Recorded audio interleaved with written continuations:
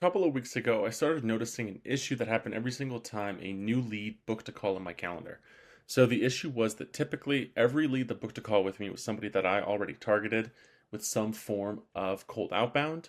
But if someone who I had never spoken with decided to book a call on my Calendly page, I had no way to one, add that lead to my CRM. I was forced to do it manually. And two was I had no clue who this person was, and I couldn't build an idea of who they were unless I went and did it manually. So for that reason, I built the workflow that I'm going to show you in this video. I hope you find it useful, and let's get right into the video.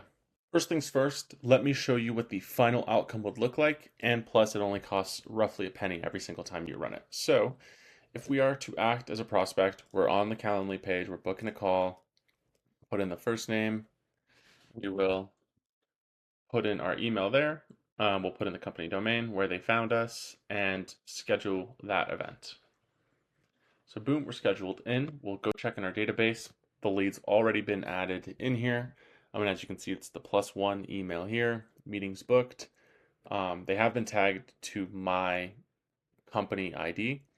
We have the domain that was inputted, and we have the lead source that was inputted as well, but we don't have any other details like the prospect LinkedIn URL, what position they have, or any details of the company besides the domain. So what we'll do is I'll wait a couple of minutes, it usually takes one or two, for the rest of the information to automatically load in our CRM.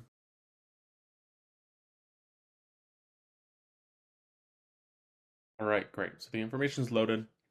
If we take a look through it, the LinkedIn URL has loaded in and it's mine, founder, BR3TON Digital, marketing and advertising, 0 employees, Canada location, and the LinkedIn URL. So it did it found who we were, pulled up our description. The employee count is just based on um, the lead source that's getting it. Like it's not easy to figure out the company count. Um, so sometimes they do get it wrong, but that's okay. All right, so now that we know that this workflow works, let me show you how you would build this for yourself in your own CRM, not necessarily Airtable. So here's what you'll need to build this workflow in your business. There's a couple of tools you'll need. First is a scheduling tool. I use Calendly, then an automation tool, make.com, then Airtable. I use this as my CRM, but you could use Pipedrive, you could use HubSpot, you could use Close. Any CRM will have these capabilities. And then lastly, Clay to help enrich the data and actually do that research for you. And without getting too off track for this video, like you should think of other traffic channels that you have that leads do book in calls from. Like if you have a form on your website, if you have built-in links in like lead magnets where people can book calls, I would add those into this system so you're able to track where these leads are coming. Because if you're not tracking where your leads are coming from, you're just flying blind. And really, like this is beyond the scope of this video, but I just wanted to give a quick reminder. So the first piece we'll review is the Calendly, the scheduling tool that you'll need to build for yourself. So if I go back here, you'll remember, put in the first name, put in the email. We also asked for the company domain or the website. So the reason we do this is because people sometimes use a different email than the one that's associated with their business, and we want to do research on their business. So we're specifically asking for the company that this is related to. Next, this is sort of a bonus, but it's asking where they found out about us. Typically, if somebody's booking from this, it's either a cold email normally, or it could be from LinkedIn, YouTube, or even a Google search. So we're giving them the options here. And then this isn't necessary, but just a confirmation that they'll be there and just clicking yes. The next piece is the make.com automation. So I will see you in there. Now we're in Make, and this is what the entire automation looks like with a bonus step on with this Slack module right here. So first we are watching the new calls booked on Calendly. So we built a webhook for that. Then we're actually filtering to only get the events that have the discovery keyword. So you'll notice that the call is called discovery and the tag up here is discovery. So that's that to get the filtering. Then we set up a couple of variables to help with this. That's technically not needed. Just the meeting date because Calendly has their own setup and the created date.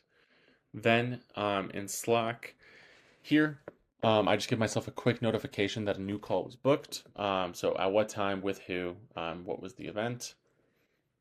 just to give myself a heads up. And then we do a search records in Airtable. So in our database, the one I just showed you, um, we are looking for two conditions. So does a lead with this email already exist? So it's this and search, and then single quotation, put the email, and then these curly brackets, then search if this ID already exists in that. So basically, what we're checking is um, this is a little bit more relevant for like other lead generation agencies, but one client could potentially email the same person, or multiple clients could potentially email the same person. So we want to make sure that it's the same email. So we don't want it showing up if it's for another client. We want it only showing up if it's this client, which happens to be me. Then we have a router. So this is giving us the option to do if statements. So if lead is present and a Breton client, so that would mean that the trick here is just if a bundle shows up, it means it's a fit, so you put a 1. And if no lead is present, you put a 0. Then these are basically the same thing, but here we will create the lead. So we'll add the email. We'll say that it's a meeting booked in the category. When the day was created, the day of the meeting is. Add the client to attach it. What was their first name, last name, and all that. And then add the domain in here. And then lastly, add how they found out about us in the lead source, which I showed at the beginning of this video. And that's that. So that's how you would build this workflow. Feel free to ask any questions in the comments if you have anything specific to this, and I'm more than happy to send over this template as well if you are interested. So as I showed before, in Airtable, lead gets added. There's things missing, so we want to enrich that data. So in your database, you'll go into automations on Airtable, and this is also something you can build inside of Make if you're using another CRM tool. You just build if the conditions fit this, send a webhook, like watch it on Make, and then send it onto anywhere you want to. So, but Airtable has a built-in thing that we can use here.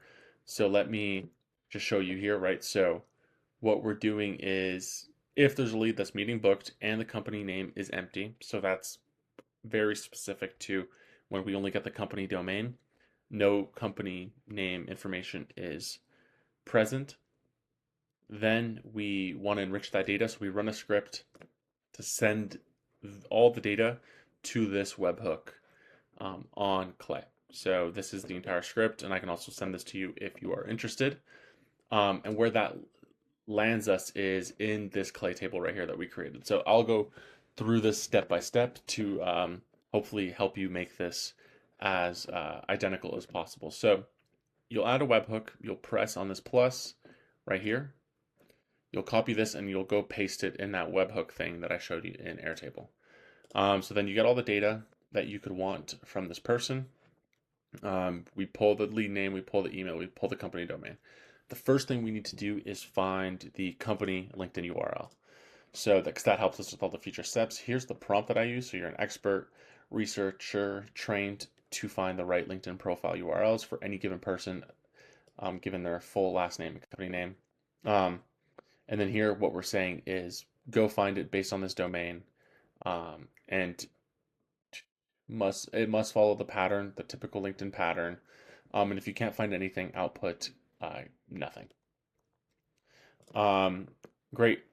And then from there, or at the exact same time, actually, we're looking for the person URL. The person's LinkedIn URL and their position at the company. So similar start, but here we are actually asking it to output two different things. So we're saying your goal is to extract two pieces: LinkedIn person or person LinkedIn URL and the prospect position. And we are adding these outputs in here. So you just add output and you put whatever you want. And we're telling it to do that specifically. And then you can follow this prompt if you're interested, but we're saying search it on LinkedIn.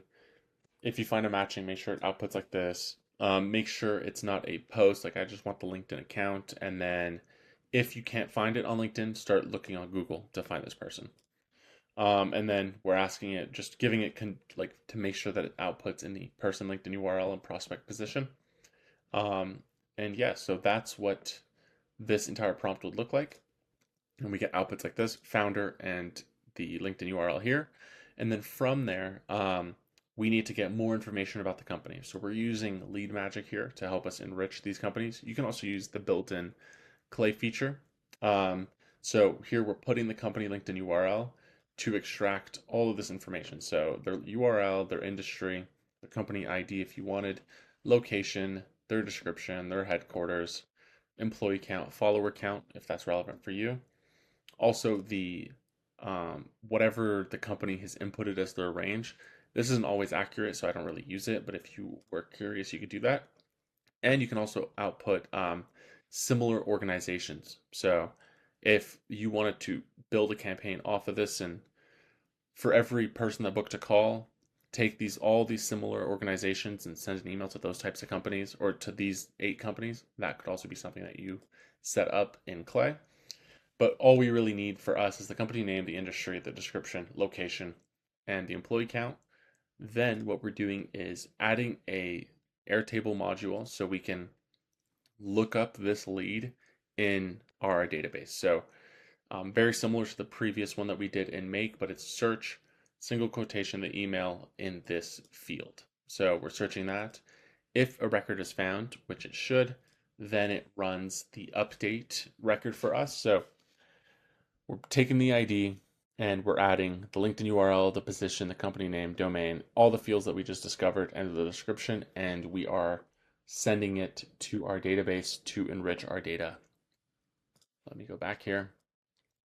To enrich our data for us without having to do anything. And this runs on autopilot and costs very, very cheap. Like just to quickly show you, this one is like a built-in tool, so there's no price associated. It just costs a credit. But like these, like find the person, like the URL and their position, 0.00085, and then find the company URL 0.001.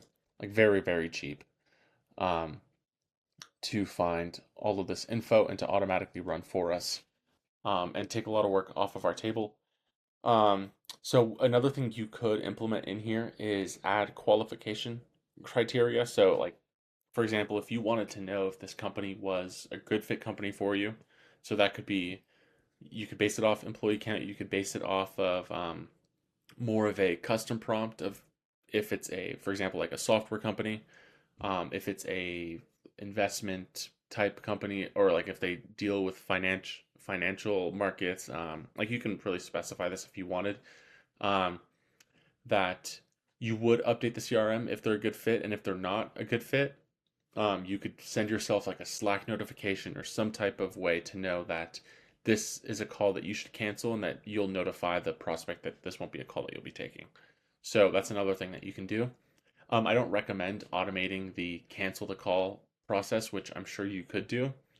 It's just AI sometimes makes mistakes. So we do want that verification before it makes such a big thing as canceling a demo call for you. So besides that, that's it for this video. If you have any questions, feel free to leave them in the comments down below and I'll get back to you as soon as possible. So yeah, I hope you found this video valuable. If you'd like us to build something similar for you, feel free to schedule a call with me with my calendar link in the description. Thanks for watching and see you in the next one. Bye bye.